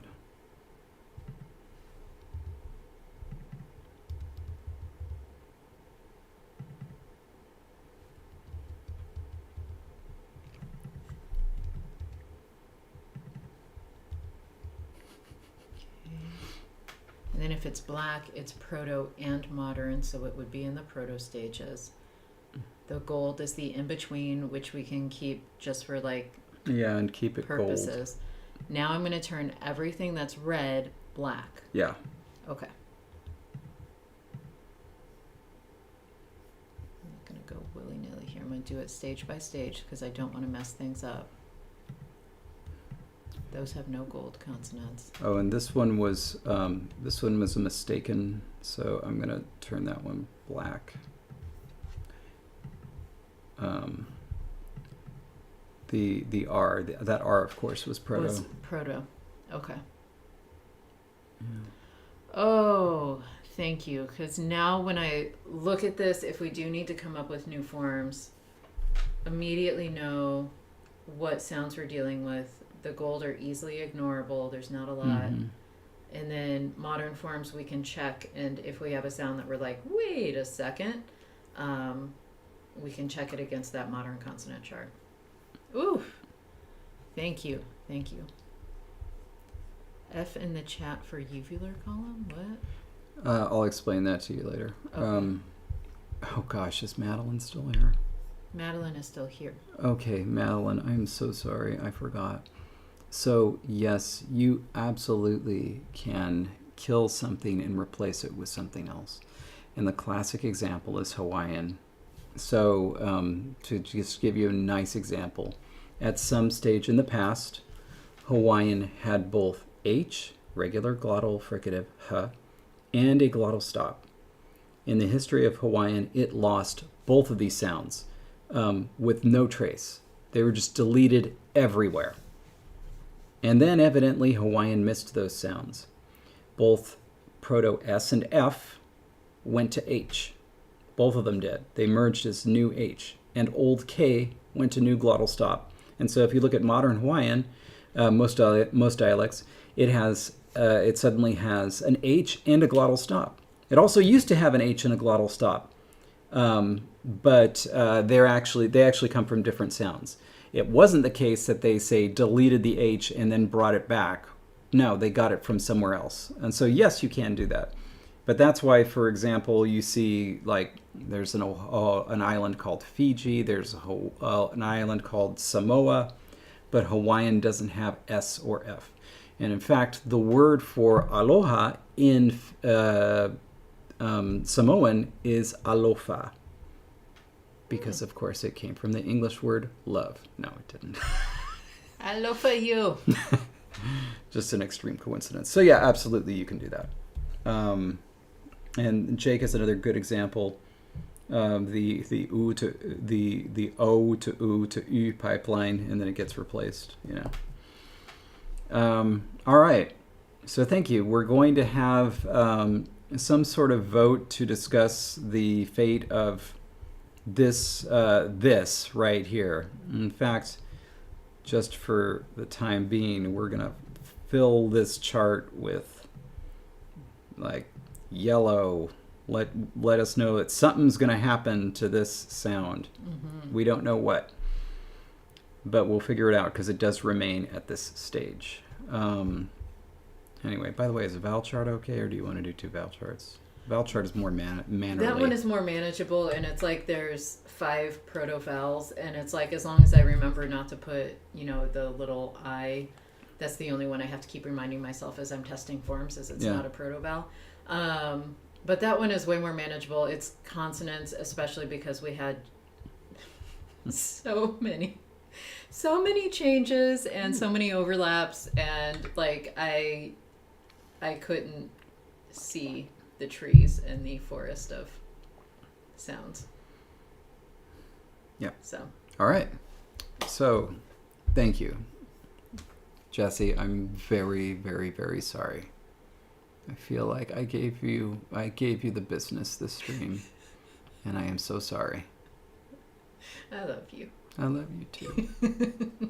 We'll hug it out. All right. In the meantime, everyone, stay grammar. We'll see you on the 27th of March. Yeah. Next Thursday. Next Thursday. That's it. Yeah. We'll see you then. Yay. All right. Bye. Bye.